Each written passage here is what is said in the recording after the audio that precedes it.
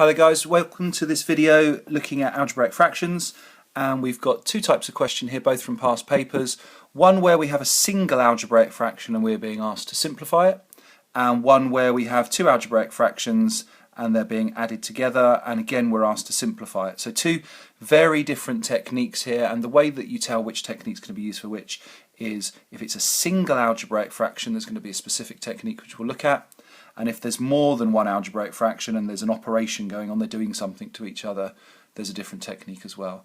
Those of you that have been watching the videos on my YouTube channel will know that there's also videos already posted on this topic, but not looking at these two specific questions. So we're going to go through these as worked examples. So we'll start with A, and we'll be looking at how to simplify a single algebraic fraction. The technique for this is very simple, and the concept we're going to have to look at here is how to factorize.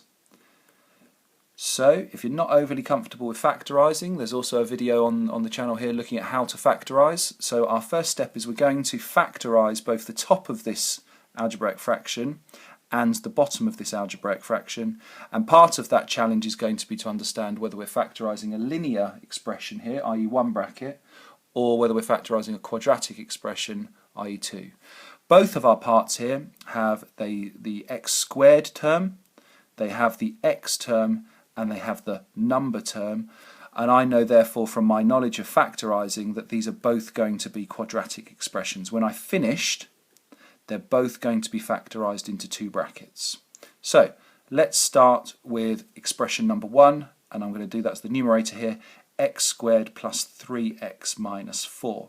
The technique for this one's actually really quick and simple. It's 3 steps. Because the coefficient of x squared here, the number in front of x squared is just 1, which we don't write in algebra, there's a simple 3-step method. The one underneath is much trickier because the x squared coefficient's bigger. But this one's 3 simple steps. Step 1 is going to be pairs that multiply to make 4. So I've got 1 times 4 is 4, and I've got 2 times 2 is 4. There's no other pair that could somehow make 4 as products, as multiplication.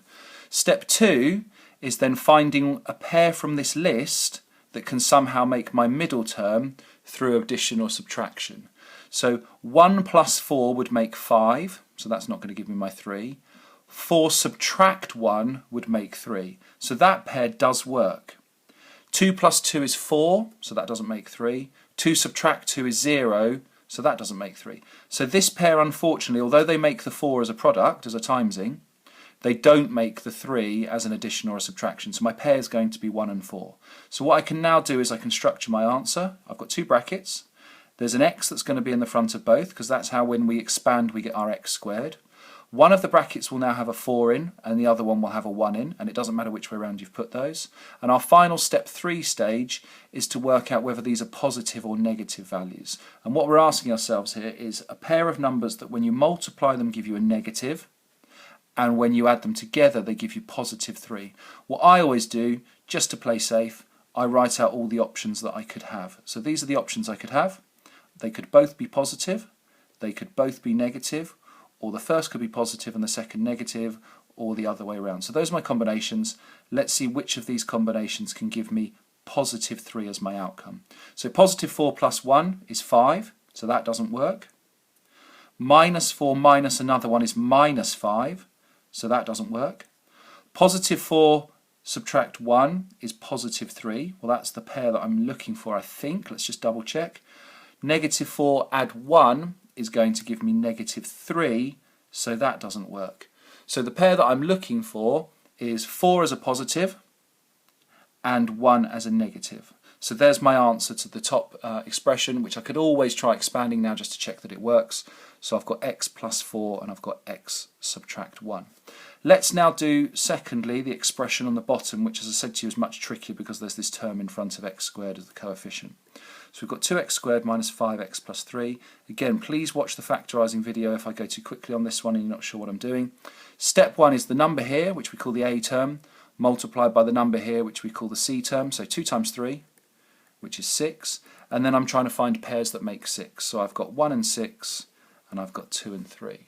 The next stage is exactly the same as we did on the other example. Which pair from this list now can make my middle term, which is 5? We've got a problem here. both of these pairs could actually make 5. So at this stage we're going to pick one of the pairs and see if it works. I know just from experience, actually looking at the other values in this expression, that I think the 2 and the 3 are going to be our pair that works. The 1 and 6 probably won't. So what I now do is I take my expression, which is 2x squared, which is plus 3, but in the middle, the minus 5x, I'm going to break down into my 2x and my 3x. It's almost like I'm working backwards. I'm taking my 3 parts back to 4 and then so on and so on. Signs in front of them, I've got to make negative 5 overall, so they're both going to have to be negative. And then I split this down the middle and I factorise each side into a single bracket, so it's a linear factorisation. So the biggest term here and here is 2x. Inside then, something times 2x is 2x squared, well, that's going to have to be x, and something times 2x is minus 2x, well, that's going to be minus 1. Little bit of a trick here. If you've done this correctly, the bracket is going to have to be the same on the other side, so I'm looking for x subtract 1 on the other side as well, but let's do this properly. So what appears here and what appears here? Well, there's a 3 here and there's a 3 here. If I know my bracket's going to have to be x subtract 1, let's see if that would work. 3 times x is not negative 3x, it's 3x. 3 times negative 1 is negative 3, but I want positive 3. So we're going to need a minus sign here, because then these times together would give me negative 3x, and these times together would give me positive 3.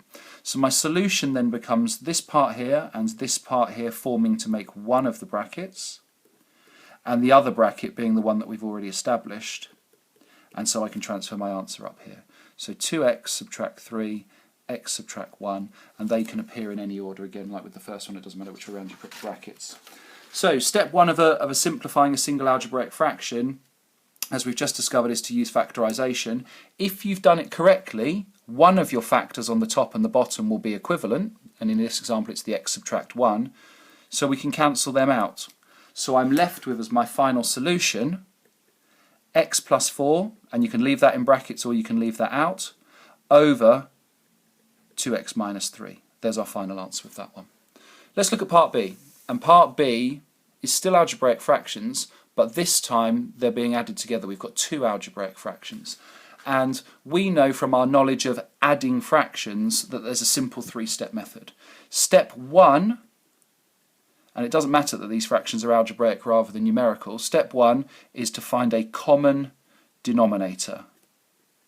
And that means we're going to have to make the bottoms, known as denominators, the same. So the simplest step for this is to multiply them together. So I'm going to do x plus 2, and I've put that in brackets to make sure I'm keeping it as a whole term, multiplied by x subtract 2. So there's going to be my common denominator to my fraction. Now, with adding fractions, step 2, you now do the same to the numerators. And by that, what I mean is whatever you did on the denominator side, so for example this x plus 2 got times by x minus 2, I do the same to the numerator. So if this was times by x subtract 2, then that has to be times by x subtract 2 as well. Don't forget our plus sign in the middle here. And if this way I times by x plus 2, then I'm going to times by this by x plus 2 as well. And then we can crack on and we can do this. So let's now do some expanding. So we've got 4 lots of x, 4x, 4 lots of negative 2, negative 8, 3 lots of x, 3x, and 3 lots of 2, 6. On the bottom, expanding a quadratic, and again if you're a little bit unsure on this, there's a video to watch all on how to do this, both linear and quadratic. X times x is x squared, x times negative 2 is negative 2x, positive 2 times x is positive 2x, and positive 2 times negative 2 is negative 4. What we're going to do now is we're going to tidy all of this up, so we're going to do some simplifying. So on the top, 4x is here, add another 3x is here, is 7x. Negative 8, add 6 is negative 2. And on the bottom, these two parts can go together because they're both x terms. This can't go with it because it's a squared, this can't go with it because it's a number. So we end up with x squared, minus 2x plus 2x cancels each other out, and the minus 4 remains. So my final answer is a single fraction, in its simplest form, 7x subtract 2 over x squared subtract 4.